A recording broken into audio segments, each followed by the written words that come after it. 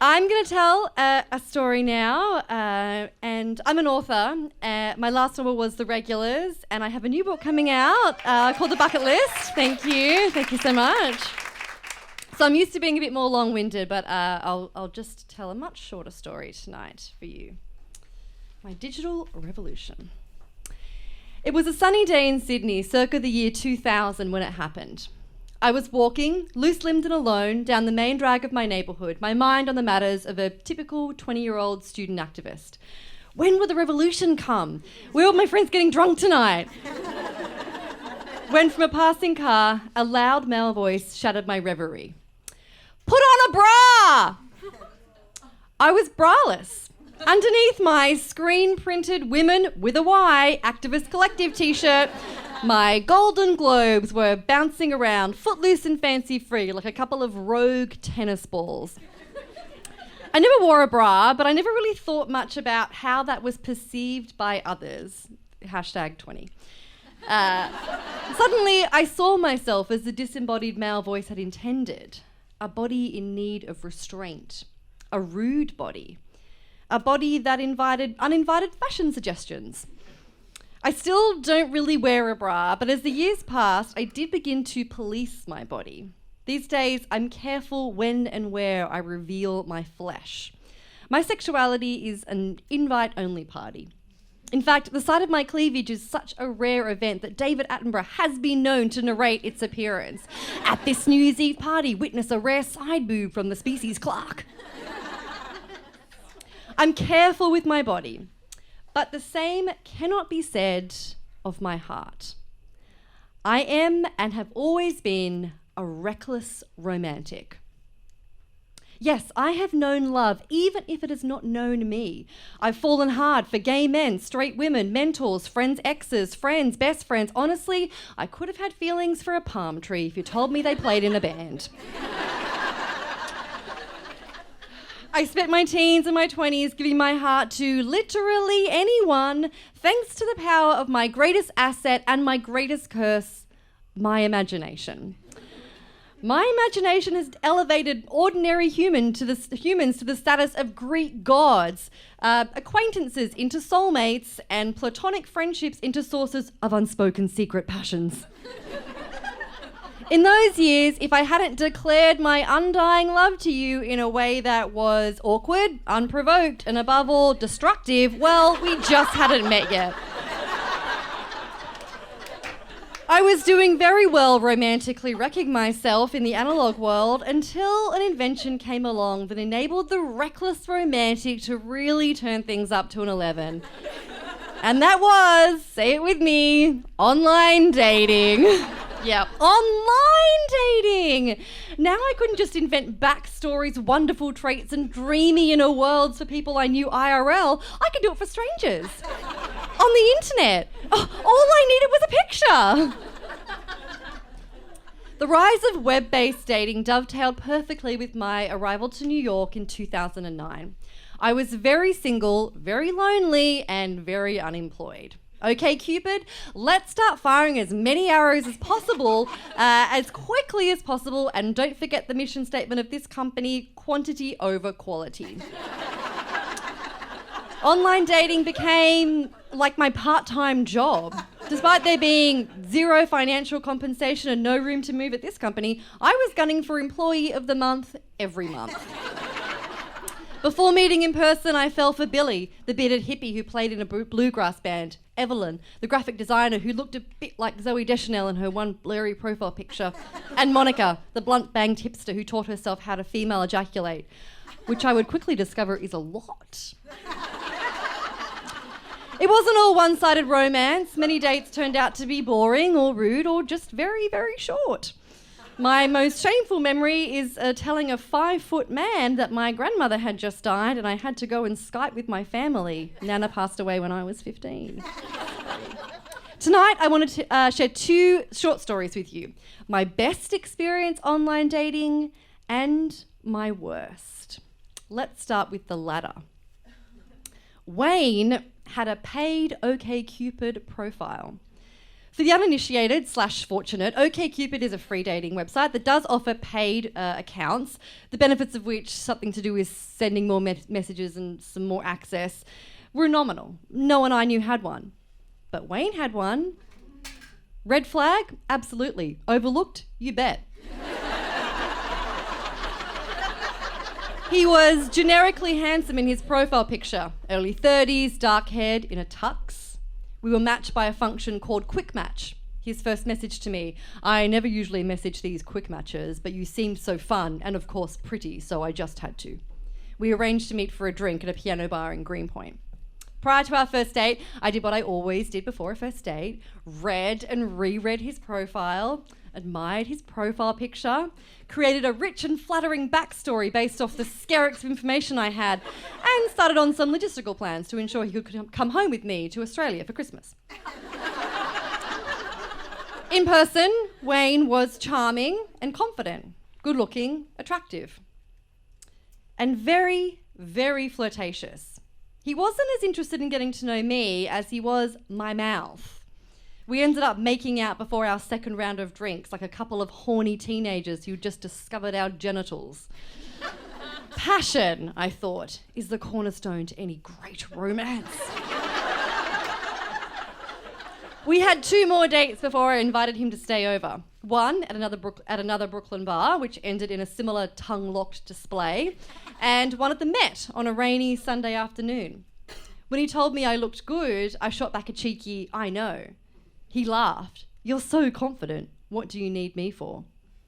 I thought it was strange that he conceived of his role in a relationship as propping up a woman's ego, that he expected women to be insecure, in need of flattery. I would be a different kind of girlfriend. I wouldn't need him, and that would lead to a lifelong romance, In the Egyptian art rooms, we French kissed in the tune of Perneb, and I let him touch my Golden Globes. Wayne talked a big game sexually. It was clear he really wanted to get into bed, and when that happened, a few weeks after we met, I was expecting sort of an alpha male display of testosterone and virility. And while he couldn't get through the front door of my basement apartment and into the sack fast enough, once there, everything softened. He had trouble getting it up. He was embarrassed, vulnerable. The sex was surprisingly tender. I don't remember if I had an orgasm. Probably not. The next morning we went out for brunch. Over eggs Benny and coffee, I turned the talk to relationship, commitment, kids. Did he want any of that? No, he said, with an almost tired laugh. No way. I sipped my latte thinking, we'll see. I kissed him goodbye at the subway and went home, happy. After doing some laundry and catching my roommates up on last night's sexcapades, I flipped over my laptop to check my OkCupid messages. This was right before app dating, so it was all via a browser. But there was something wrong with my inbox. None of the people I was messaging were there. It was all different people. It was all women. It was Wayne's account. Wayne's account was open on my laptop. At one point in the night, I suppose when I'd been in the bathroom, he'd opened my computer, logged out of my account, into his, and left it there. On the first night we had sex. My heart started pounding. Part of me wanted to immediately log out of his account, to respect his privacy, to simply not know. I clicked to his outbox, the messages that he'd just sent. Hundreds of messages, all exactly the same. I never usually message these quick matches, but you seem so fun and of course pretty, so I just had to. This guy didn't have a few lines in the water. He was a commercial fisherman, scraping the ocean clean. I started reading the messages in his inbox and quickly deduced he wasn't going home to do some laundry and catch up with his roommates. He was en route to see another woman. He'd messaged her while still at my house. And he had another date that night. It quickly became apparent that Wayne was sleeping with half of New York City and none of these women knew about each other. And then I started reading his IMs, the chats with other guys using the site. with a racing pulse and the perverse absorption of one witnessing a 3-car pile-up, I read chat after chat of sexist bravado, peppered with derogatory comments about the scores of women he was sleeping with. I knew I shouldn't, but I wanted to find out if he'd said anything about me. He had. About our afternoon at the Met. "She's so easy," he typed. "I thought she was going to let me fuck her right then and there. Georgia's such a slut."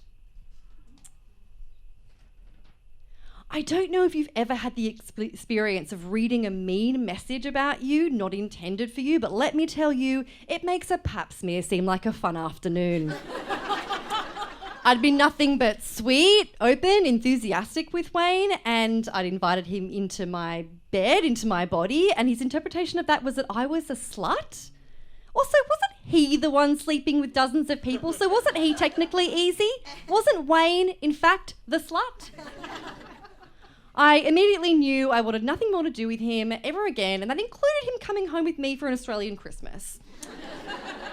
But I couldn't not let him know what a piece of human garbage he was. I quickly composed a message from inside his own account, and I said I was very hurt by the way he talked about me, that I'd done nothing to deserve that. I told him not to lie to women and never to contact me again. I hit send and logged out. In the days that followed, I was consumed with thoughts of wild revenge. I told my friends I intended to make a fake profile and have him meet Betty at a sex addict meeting. I cursed myself for not blowing up his account, for not messaging every woman in his inbox, warning them to stay away. I counted and recounted the red flags I had once again blown past in the blind pursuit of true love. Wayne did not take my words of advice very well. He texted me constantly for the next week, beginning with indignation, moving to outrage, then upping it to fury. Then he begged me to contact him. He said he had a proposition I would find very interesting. Of course, I never texted him back, and eventually Wayne was swallowed up by the city, his face becoming blurry in my memory, the sting of his betrayal melting finally into faint scar tissue. Online dating is responsible for bringing together more and more people every year. In fact, I think it's 1 in 5 married couples meet online. But this digital revolution isn't always kind to its participants. An internet date appears low stakes, but there's nothing low stakes about the human heart. Also, some men are just pricks. But I didn't stop believing in love, and I promised you a happy ending. My best online date was also my last. Almost 4.5 years ago, I walked into a bar called Beloved to meet a dark-haired girl with a big, beautiful smile. Wow, I thought as we locked eyes for the very first time. She's exactly my type. Just like always, I didn't guard my heart with this woman. I gave it to her in its entirety very soon after we met. The difference was this time, she still has it. She's kept it safe, and for that, this reckless romantic is forever grateful. Thank you. Thanks, guys.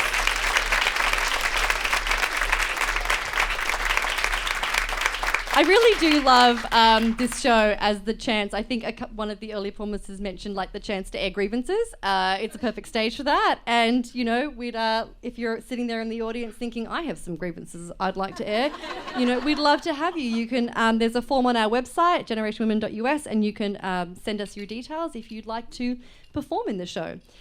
We do have a monthly show at Caveat, but I'm also excited to announce that we have a show starting in Sydney, Australia, where I'm from, which is going to be our first sort of expansion of the idea. If you have friends in Sydney, or if you're going to be going to Sydney just for the show, that would be great. It's in early March. It's a beautiful time of year to visit. And if you're watching this at a city other than New York or Sydney and you think, I would like to produce this show, well, then you can email us. We would love to continue telling ladies of all ages stories all around the globe. So give us a shout out. All right. Oh, thank you. Thank you.